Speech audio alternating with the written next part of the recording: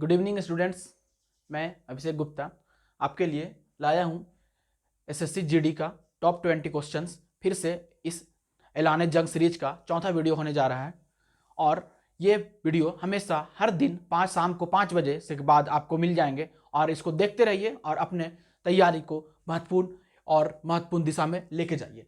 इससे पहले शुरुआत करने से पहले हम चलते हैं आपका पहला कोट हमारा कोट की तरफ, और कोट है, जीत के खातिर बस जुनून चाहिए, जिसमें उबाल हो ऐसा खून चाहिए, यह आसमान भी आएगा जमीन पर, बस इरादों में जीत की गूंज चाहिए। यानी अगर अंदर आपके जीत में, अगर आपका अंदर हौसला है, अगर आप चाहते हैं कि आपको सिलेक्शन हो, तो आपके लिए इस जीत को अपने जुनून में उतारना पड़ेगा। और जुनून में उतारने के लिए आपको खून में उबाल लाना पड़ेगा, मेहनत करना पड़ेगा, इतना मेहनत करना पड़ेगा कि आपका अंदर का आत्मा भी बोल दे कि बस करो बेटा, तुम्हारा इस बार सिलेक्शन हो जाएगा।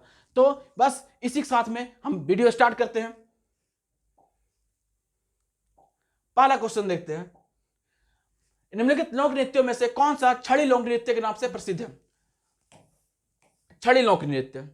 छड़ी लोक नृत्य क्या मतलब होता है? जब छड़ी लेकर डांस किया जाता है, इस तरह से छड़ी लेकर, तो उसको बोलते हैं छड़ी लोक नृत्य। और छड़ी लोक नृत्य आपका, छड़ी लोक नृत्य के डांस ग्रुप में फेमस है आपका कोला त्रालू। कोला त्रालू कहां पे बनाया जाता है? कोला त्रालू को आंध्र प्रदेश के क्षेत्रों में मनाया जाता है। जनरली यह डांस शुरुआत में आपका महिलाओं के द्वारा होता था, महिलाओं के द्वारा शुरुआत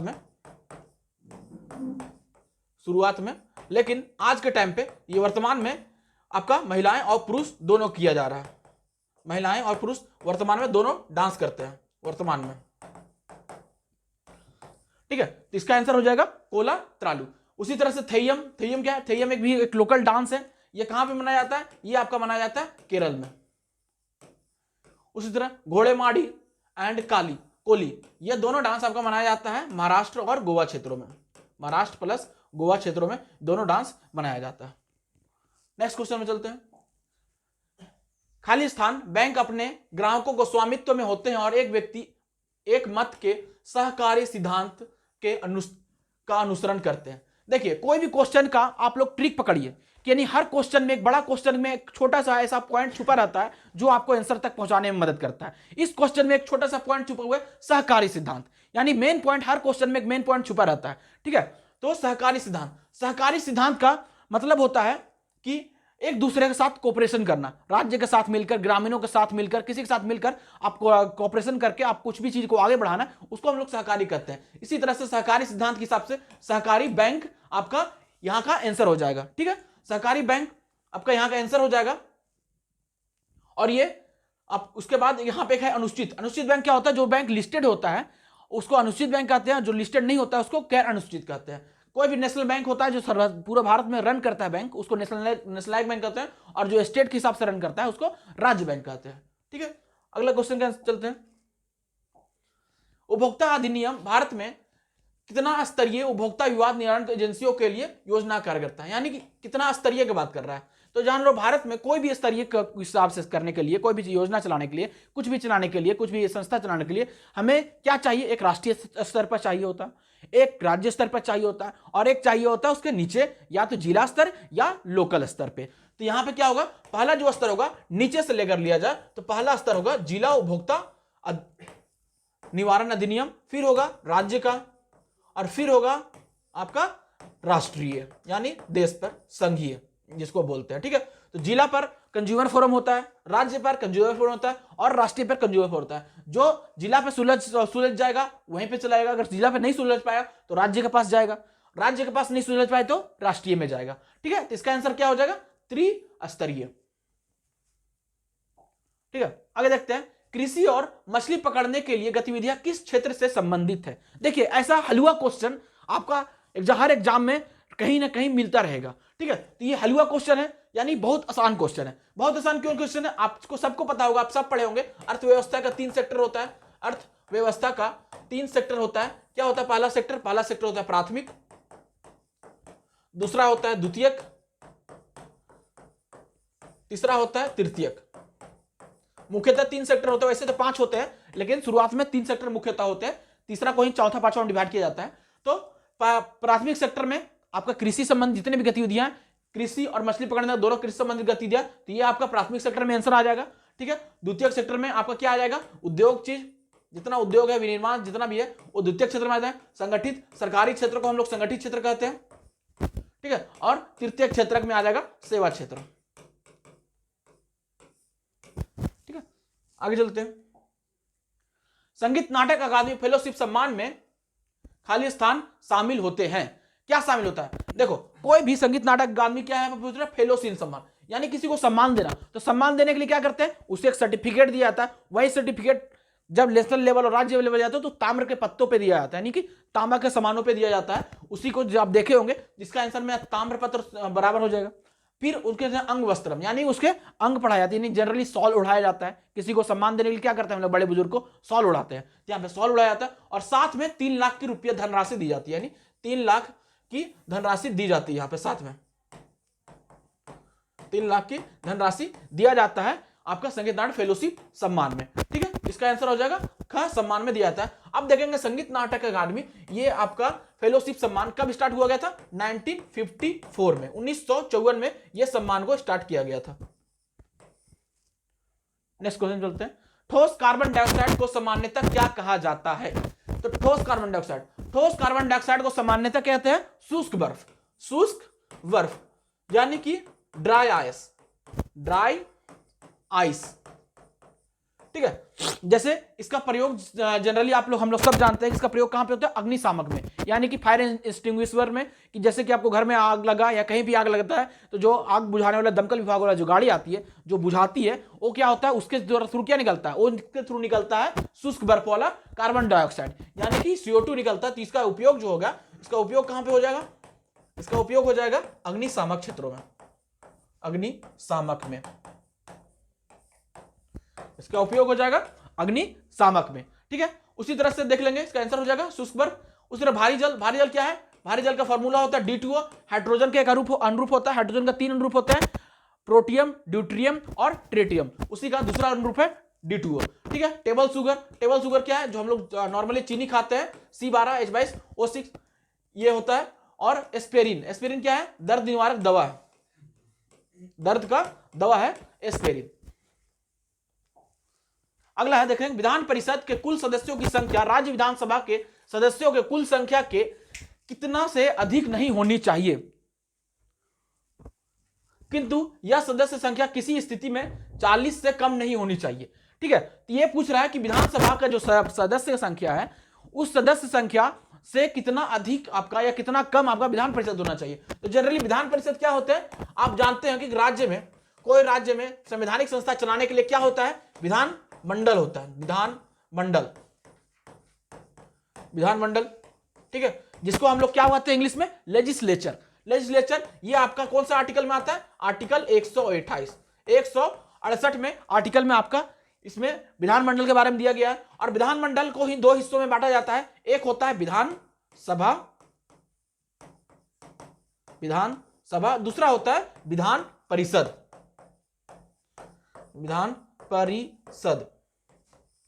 ठीक है। एक विधानसभा होता है और दूसरा होता है विधान परिषद। विधानसभा आर्टिकल 170 और विधान परिषद आर्टिकल 169 में आता है। और विधानसभा की जो संख्या होती है, उसी संख्या का 1/3 संख्या विधान परिषद को होगा। यानी अगर मान लो विधानसभा की संख्या 243 है, उसका 1/3 कितना हो जाएगा? 81। ये किसका संख्या हो जाएगा? ये हो जाएगा विधान परिषद का, यानी इसका आंसर हो जाएगा 1/3। अब हम देखेंगे विधान परिषद क्या होता है। जनरली बहुत कम राज्यों में होता है। अभी वर्तमान में कितने राज्यों में है? अगर हम बात करें तो वर्तमान में विधानसभा कितने राज्यों में? विधान परिषद, तो वर्तमान में विधान परिषद आपका 6 राज्यों में, 6 राज्यों में विधान परिषद है। इसके लिए ट्रिक होता है कमबख्त के नाम से, कमबख्त, KUMBAT। ये ट्रिक आपको याद रहेगा तो आप लोग नाम कभी नहीं भूलेंगे। कमबख्त मतलब हो गया कर्नाटक, KTK कर्नाटक। दूसरा U मतलब यूपी उत्तर प्रदेश, A मतलब महाराष्ट्र, B मतलब बिहार, A मतलब आंध्र प्रदेश और T फॉर तेलंगाना, ठीक है। टोटल अभी वर्तमान में 6 राज्यों में विधान परिषद मौजूद है, ठीक है। नेक्स्ट क्वेश्चन चलते हैं। तेल का वनस्पति घी में रूपांतरण क्या कहलाता है? तो तेल का वनस्पति घी, आप लोग जनरली बचपन से देखते आ रहे होंगे, वनस्पति घी इसको क्यों बोलते हैं?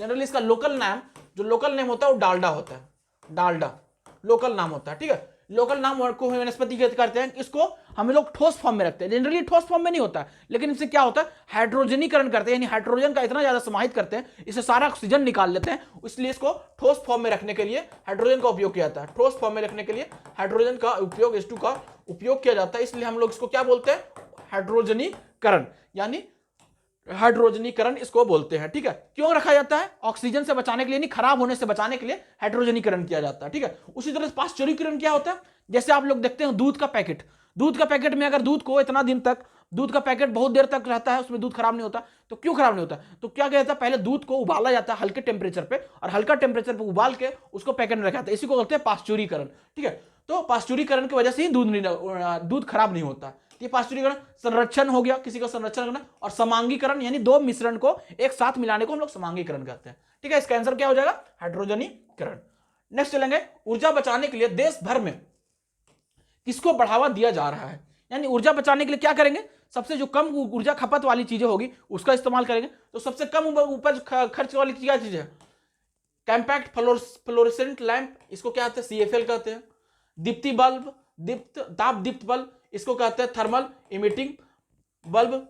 और प्रकाश उत्सर्जक डायोड लैंप यानी कि LED लैंप, LED लैंप। और ये तेल लैंप, यानी जो हम लोग तेल लैंप मट्टी तेल वाला करते हैं, ये तो नहीं होगा, क्या है कि ये क्या है आपका ट्रेडिशनल परंपरागत ऊर्जा है, ये तो हमेशा हमेशा खतरनाक होता है किसी की चीज के लिए भी, पर्यावरण प्रदूषण के लिए। तो अब आता है तीन चीज में क्या होगा, ये क्या होता है, जो LED होता है ये होता है अर्धचालक के रूप में, अर्धचालक के रूप में होता है, जिसके वजह से इसमें एनर्जी कम खर्च होती है। और ये देखेंगे ताप दीप्त वाले जो पहले के टेम्परेचर में अभी भी आपको मिल जाएगा, जो पीला कलर का बॉल नहीं जलता है, जो 100 वाट 200 वाट रहता है, वो ज्यादा होता है ताप दीप्त, इसमें तो बहुत ज्यादा एनर्जी खर्च होती है। उसी तरह CFL में भी एनर्जी कम खर्च होती है, लेकिन उससे ज्यादा कम खर्च होती है LED लैंप में। तो इसका आंसर क्या हो जाएगा, प्रकाश उत्सर्जक डायोड में। आपका देखें नेक्स्ट क्वेश्चन, 1920 में भारतीय कम्युनिस्ट पार्टी CPI की स्थापना कहां हुई थी, ठीक है।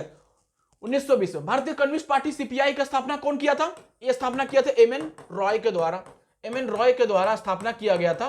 कब किया गया था, 1920 में, यहां पे लिखा हुआ है क्वेश्चन में। 1920 में कहां पे हुआ था, यह हुआ था उज्बेकिस्तान के शहर, उज्बेकिस्तान, मैप में देखेंगे तो ये रसिया के नीचे मिलेगा आपको, उज्बेकिस्तान का शहर ताशकंद में हुआ था, ताशकंद। उसी तरह से ये देखेंगे तीन ऑप्शन, नमनगंज, बुखारा, अंदीजन, ये क्या है तीनों, ये तीनों आपका सिटी उज्बेकिस्तान का ही सिटीज है, उज्बेकिस्तान का ही ये तीनों शहर है, नमनगंज, ताशकंद, बुखारा, अंदीजन, ये चारों मतलब कि चारों क्या है, चारों उज्बेकिस्तान का सिटी है। और जो उज्बेकिस्तान की जो राजधानी है ताशकंद, वहां पे आपका CPI का होता है। ताशकंद से आप लोग जानते हो ताशकंद समझौता जो हुआ था, उस ताशकंद में हमारे प्रधानमंत्री लाल बहादुर शास्त्री का भी निधन हुआ था।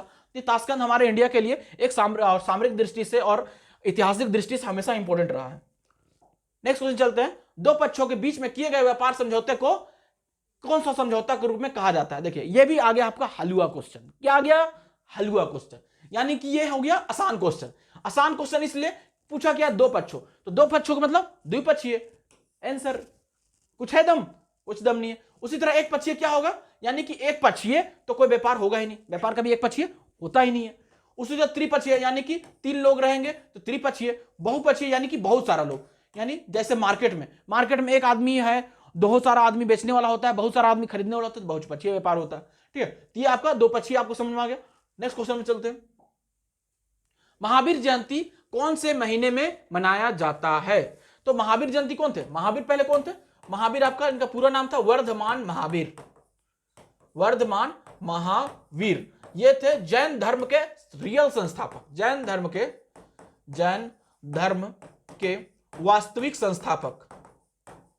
वास्तविक संस्थापक क्यों बोला जाता है, वास्तविक संस्थापक क्यों बोला जाता है, क्योंकि जैन धर्म के में क्या होता है, जो मुख्य गुरु होते हैं उनको तीर्थंकर के रूप से जाना जाता है, जो जैन धर्म के। तो सबसे पहले जो तीर्थंकर थे जैन धर्म के वो थे ऋषभदेव, उनको संस्थापक बोला जाता है, लेकिन उनके बारे में जानकारी कम होने की वजह से उनको हम वास्तविक संस्थापक नहीं मानते हैं। तो ये तो सबसे अंतिम संस्थापक, अंतिम तीर्थंकर और रियल संस्थापक। ये कौन सा नंबर का संस्थापक तीर्थंकर थे, ये 24वां तीर्थंकर थे, 24वें तीर्थंकर थे आपका वर्धमान महावीर। इनका जन्म कहां पे हुआ था, इनका जन्म हुआ था 540 BC में कुंडग्राम वैशाली में इनका जन्म हुआ था। और ये जन्म कब हुआ था? ये अप्रैल के टाइम पे हुआ था, चैत्र शुक्ल में हुआ था, चैत्र शुक्ल में। तो चैत्र शुक्ल कब मनाया जाता है? या तो मार्च में आएगा या तो अप्रैल में आएगा, ठीक है। खासी पहाड़ियों में के कौन से स्थान में मानसीन राम दुनिया में सबसे अधिक औसत वर्षा वाला प्राप्त करता है? अब देखिए, आपको सबको पता होगा, हम सबको पता होगा कि दुनिया में सबसे ज्यादा वर्षा कौन सा क्षेत्र में पाया जाता है? तो दुनिया की सबसे ज्यादा वर्षा कौन सा क्षेत्र में है? मानसीन राम कहां पे? मेघालय में मानसीन राम। क्योंकि मेघालय में ऐसा क्यों है कि मेघालय में क्या होता है कि मेघालय में पहाड़ों का सीरीज है। जैसे जिसका आप देखेंगे मैप में, तो मैप में इस तरह से मेघालय का एरिया है। तो मेघालय में यहाँ पे गारो, खासी और जयंतिया, ये 3 पहाड़ियां मिल देंगे जो सामने एक साथ लगातार एक सीरीज में रहती है, ठीक है। एक साथ एक सीरीज में इस तरह से पहाड़ी रहती है, एक सीरीज में इस तरह पहाड़ रहती है। जो खासी पहाड़ी है, खासी पहाड़ी का जस्ट नीचे आपका यहाँ पे इधर से गारो पहाड़ियां, इधर से जयंतिया पहाड़ियां और बीच में खासी पहाड़ियां। और खासी पहाड़ी के जस्ट नीचे दक्षिणी भाग में एक जगह है मानसीन राम करके।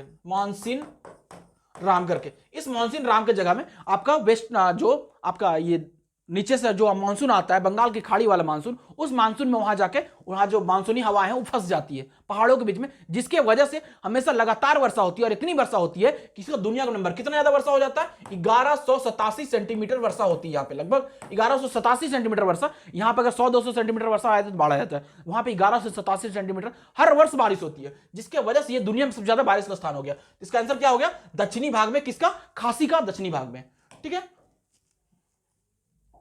अगला क्वेश्चन देखेंगे, भारतीय संविधान में कौन सा अनुच्छेद मूल कर्तव्यों से संबंधित है? हर बार एक ही क्वेश्चन आ जाता है, ठीक है। ये क्वेश्चन आपका हम लास्ट 3 वीडियो से बना रहे हैं, 3 वीडियो से बता दे रहे हैं। इसका ज्यादा ये कौन सा हो जाएगा? 51 है। मूल कर्तव्य कहां से लिया गया था? USSR से लिया गया था, ठीक है। कौन सा संविधान के कौन सा भाग में है? भाग 4A में। कौन सा आर्टिकल में? 51A में। कितना टोटल है? टोटल 10 था शुरुआत में। कब आया था? 1976 में। कौन सा संविधान संशोधन से? 42वें संविधान संशोधन से। 11वां कब ऐड हुआ? 11th, ये ऐड हुआ 2002 में, ठीक है। तो ये आपका एक चीज पता होना चाहिए, हमेशा पढ़ाए हैं, ये आपका यहां से एक क्वेश्चन हमेशा फिक्स रहता है, ठीक है। इसका आंसर हो जाएगा 51A। नेक्स्ट क्वेश्चन चलते हैं। निम्नलिखित में कौन सा शहर पांड्यों की राजधानी के थी? देखिए, पांड्य के लिए फेमस था मदुरै के पांडे, ये नाम ही फेमस था, मदुरै के पांडे, ये नाम ही फेमस था, ठीक है। तो इसलिए ये हम लोग जब ही जाएंगे मदुरै के पांडे, यानी कि जैसे कहते हैं आपका होयसल का सिंधिया, इस तरह से बोला जाता है ना, ग्वालियर का सिंधिया, इस सबसे उसी तरह से मदुरै के पांडे थे, ठीक है। तो मदुरै के पांडे यानी इसका आंसर हो जाएगा मदुरै। उसी तरह से पालमेट्टू, कालुट्टी, करियापट्टी, ये तीनों सिटी कहां पे है? तीनों सिटी और चारों सिटी आपका तमिलनाडु क्षेत्र में है, ठीक है, तमिलनाडु क्षेत्र में है, ठीक है। पांडे जो साम्राज्य था पांड का, इनका जो शुरुआत हुआ था, ये हुआ था 13वीं सदी में इनकी शुरुआत हुई थी। और 13वीं सदी में शुरुआत होने के बाद में क्या होता है कि दक्षिण भारत के सबसे कोने हिस्से में, जैसे आप यहां देखेंगे भारत का मैप में, तो भारत के मैप में दक्षिण भारत वाला जो सबसे कोने वाला इलाका है, यहां पे पांडे राज्यों का निवास स्थान हुआ करता था, पांडे राज्यों का। और इसका जस्ट ऊपर था चोल साम्राज्य। तो क्या होता है, बाद में चोल डायनेस्टी बहुत ज्यादा मजबूत होती गई और चोल डायनेस्टी पांडे को हराकर पूरा दक्षिण भारत के दूरवर्ती दक्षिण भारत है, वहां पे चोल वंश का शासन हो गया, ठीक है। इसका आंसर हो जाएगा मदुरै। नेक्स्ट क्वेश्चन में चलते हैं। अगला क्वेश्चन है, नेशनल स्टॉक एक्सचेंज अनुसार 1.49 करोड़ निवेशकों की संख्या वाले शीर्ष राज्य कौन सा था? यहां पे क्या है टर्म है? National stock exchange, NSE। ये क्या होता है? ये हमारा शेयर मार्केट है। शेयर बाजार के लिए एक मार्केट होता है, हमारे लिए इंडिया में शेयर मार्केट सबसे बड़ा बाजार क्या है? सबसे बड़ा बाजार है BSE, और उसी के साथ में और दूसरा है NSE। ये दोनों क्या है? शेयर मार्केट है, शेयर मार्केट का बाजार होता है, ठीक है। तो शेयर मार्केट में सबसे ज्यादा निवेश कौन सा राज्य किया है इस साल, उसी का बारे में पूछा गया। तो सबसे ज्यादा क्यों? अब बताइए, NSE का हेडक्वार्टर कहां है? BSE का हेडक्वार्टर कहां है? दोनों का हेडक्वार्टर है आपका मुंबई में, ठीक है, दोनों को हेडक्वार्टर मुंबई में है, जिसके वजह से हमारा जो सबसे बड़ा निवेशक क्या हो जाएगा? महाराष्ट्र। और दूसरा नंबर पे गुजरात में क्या बना है? अभी हाल ही में गिफ्ट सिटी बना है, ठीक है, गिफ्ट सिटी बना है। तो यहां पे भी इंटरनेशनल ट्रेड किया जाएगा, इंटरनेशनल शेयर निवेशकों का ट्रेड किया जाएगा, जिसकी वजह से गुजरात आपका सेकंड पोजीशन पे आ जाता है निवेश के मामले में। तो गुजरात सेकंड, महाराष्ट्र फर्स्ट आ गया, ठीक है। आगे चलते हैं, इसका अगला क्वेश्चन देखते हैं। हाल ही में प्लास्टिक अपशिष्ट को रासायनिक से पुनर्चक्रित करने के लिए ISCC प्लस यानी ISCC प्लस सर्टिफिकेशन यानी प्रमाणन प्राप्त करने वाली भारत की पहली कंपनी कौन सी बनी? देखिए भारत को इस बार में अच्छा सा रिस्पांस मिला है, भारत को पहली कंपनी बनी। यानी इससे जानने से पहले हम लोग ये देखेंगे कि ISCC प्लस क्या है। ये क्या है? ये है आपका इंटरनेशनल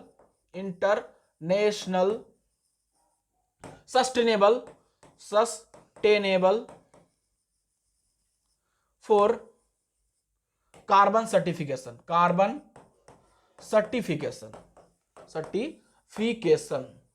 यानी कि हम लोग सस्टेनेबिलिटी के क्षेत्र में यानी सतत पर्यावरण को बचाने के लिए कार्बन को कितना कम कर रहे हैं, उस क्षेत्र में कितना हम लोग नवीकरणीय ऊर्जा के क्षेत्र में कितना ज्यादा कार्य कर रहे हैं, इस क्षेत्र में कौन सा कंपनी कौन सा ज्यादा योगदान दे रहा है, उसको हम लोग सर्टिफिकेट देते हैं। तो इंडिया के हिसाब से इंडिया में इस बार रिलायंस पावर या रिलायंस ग्रीन ने बहुत ज्यादा अच्छी बढ़ोतरी दिखाई, जिसकी वजह से रिलायंस समूह को ये संस्था कौन संस्था देती है? EU देता है, यानी यूरोपियन यूनियन के द्वारा यह चलाया जाता है। और यूरोपियन यूनियन ये संस्था ये प्रमाण पत्र आपको हमारे इंडिया के कंपनी रिलायंस समूह को दिया गया था। उसी तरह से इंडिया के बहुत बड़े बड़े कंपनी है, अडानी, टाटा, बिरला, सब इंडिया की कंपनी है। आगे देखते हैं, हाल ही में स्कॉटलैंड में आयोजित women under 19 Scottish junior open, ये कौन सा खेल है? ये है स्क्वैश का खेल है, स्क्वैश का खेल है। इस खेल में अभी कहां पे हुआ था जनरली खेल? ये स्कॉटलैंड में हुआ था। स्कॉटलैंड की राजधानी कहां है आप लोग का? एडिनबर्ग है स्कॉटलैंड की राजधानी। एडिनबर्ग में आपका आयोजित हुआ था विमेन अंडर 19 का स्कॉटिश जूनियर ओपन का खिताब। और इस खिताब में जो विजेता रही थी वो भारत की प्रमुख विजेता अनाहत सिंह को भारत को इनको मेडल मिला था। ठीक है, अनाहत सिंह किसको हरा के मिली थी? अनाहत सिंह ने रॉबिन मैक अल्पाइन, ये लोकल खिलाड़ी थी, स्कॉटलैंड की ही खिलाड़ी थी, इसे हरा करा के इन्हें मेडल मिला। यानी ये रही तुम्हारा विजेता और ये रही उप विजेता। ठीक है, यहां पे एक नाम देखे होंगे आधा बुधिया, ये क्या है? ये आपका जिस तरह से अंडर 19 हुआ उसी तरह से अंडर 13 में जीतने वाली ये भी आपका भारत की ही थी। अंडर 13 में भी जीती और अंडर 19 में भी भारत के ही खिलाड़ी जीती और अंडर 13 में भी भारत के ही खिलाड़ी जीती। ये निया चियू को हराकर इस मेडल को जीती थी अंडर 13 में। इसका आंसर क्या हो जाएगा? अनाहत सिंह। अगला क्वेश्चन देखेंगे, हाल ही में 12वां दिव्य मेला का उद्घाटन कहां हुआ? 12वां दिव्य मेला का उद्घाटन भी हाल ही में हुआ है आपका 29 दिसंबर से 7 जनवरी के बीच में चल रहा है। इस जनवरी में 29 दिसंबर से 7 जनवरी तक चल रहा है दिव्य मेला का उद्घाटन। यह हुआ सूरत में। ठीक है, सूरत कहां पे है? सूरत आपका गुजरात में है। ठीक है, दिव्य मेला किसके लिए है? ये स्पेशली फॉर दिव्यांगों के लिए, स्पेशली फॉर दिव्यांगों के लिए। ठीक है, दिव्यांगों की यानी मतलब कि स्पेशल कैटेगरी वाले जो हैंडीकैप्ड है उन लोगों के लिए दिव्यांग का यूज किया जाता है। यह जनरली सामाजिक कार्य मंत्रालय द्वारा चलाया जाता है, सामाजिक न्याय एवं कार्य मंत्रालय के द्वारा आयोजित किया जाने वाला, हमेशा हर साल आयोजित किया जाने वाला मेला है। इस बार गुजरात में हो रहा है, गुजरात के सर सूरत में। नेक्स्ट क्वेश्चन चलते हैं, लास्ट क्वेश्चन अब तक का। हाल ही में बेटी बचाओ और बेटी पढ़ाओ की ब्रांड एम्बेसडर किसे बनाया जाएगा? ठीक है, तो बेटी बचाओ और बेटी पढ़ाओ का ब्रांड एम्बेसडर इससे पहले कौन था? अभी वर्तमान में कौन है? अभी वर्तमान में रानी राणा है। ये क्या है? ये कुश्ती खिलाड़ी है, रेसलिंग खिलाड़ी है रानी राणा को, और रानी राणा के जगह पे इसे बनाया जाएगा पिंकी को। यानी कि पिंकी कौन है? अब समझ में आएगा कि अब पिंकी कौन है भाई। तो पिंकी भी ऑस्कर में एक डॉक्यूमेंट्री को, एक हमारे इंडियन की डॉक्यूमेंट्री ऑस्कर में उसको नॉमिनेट हुआ और ऑस्कर में अवार्ड जीता। उसी के मुख्य नेत्री, यानी ज्यादा छोटी बच्ची है 13 साल 14 साल की, और इसी को यानी स्माइल पिंकी नाम से एक डॉक्यूमेंट्री थी। उस डॉक्यूमेंट्री के जो अभिनेत्री थी उसे हम यहाँ पे इंडिया में उसे भी हाल ही में बनाने जाने की घोषणा किया गया है और ये ब्रांड एम्बेसडर बनाया जाएगा। ठीक है, स्माइल पिंकी की अभिनेत्री को। ये कहां की है? ये मिर्जापुर की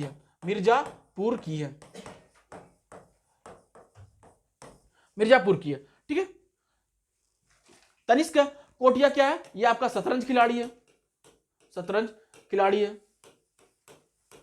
ठीक है, ये आपका 20 क्वेश्चन कंप्लीट होता है और आप कमेंट करके बताइए कि आपका 20 में 20 कितना सही हुआ, 20 में से 20 क्या सही हुआ या 20 में से कितना सही हुआ, ये आप करके बताइए। और हमारे चैनल को लाइक एंड सब्सक्राइब कीजिए और ये बताइए कि आपको ये ऐलान जंग सीरीज कैसा लग रहा है। आप हमें कमेंट करके बता सकते हैं, कमेंट बॉक्स खुला हुआ है। ठीक है, नेक्स्ट क्वेश्चन कल मिलते हैं फिर से नया सीरीज को लेकर। धन्यवाद।